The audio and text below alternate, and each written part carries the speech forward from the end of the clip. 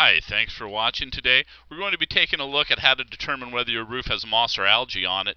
The most difficult part of this whole process is just getting to a safe spot where you can look at it. As you can see, a lot of roofs just aren't made for someone who's not an everyday roofer to be up on it. Now here's an example of a roof that actually has a combination of both algae and moss. But again, when you're just down on the ground looking at it, it's real hard to see.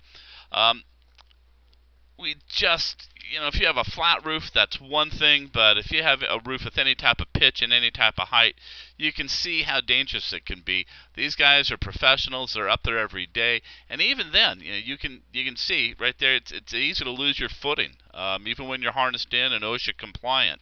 So the first thing we want to take a look at is just what is some moss. And here's a real common look of moss, a real common style. It's green, it's plump, it's just going right along the butt edge of the shingles. And we're going to, on the same roof, we're going to head up because there's three different types. That was the first type.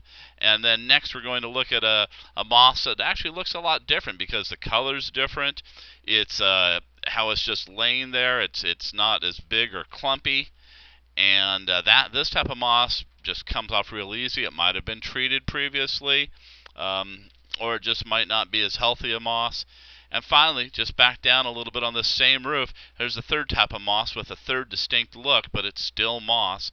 It's white, it's a little more dormant, and this particular moss is a lot harder to actually come off. So it's got some green mixed in with it as well, but from the ground you might not even see this as well if you're down a ways. Very hard to see from ground level unless you actually ladder up and look at it. From the wrong angle you couldn't tell. Now we'll look at some algae, and if you look, we're right underneath an upper gutter from an upper roof. You see that green streak? There's no substance to it, it's just a stain. And underneath an upper roof's gutter that drains onto a lower roof, that is the most common spot for algae. So if you can't get up on the roof, look at the location, and that can tell you because they're handled differently. So if you need some help determining which you have, give us a call. Let us do the hard work. We'll come out. We'll give you a competitive bid. Thanks again.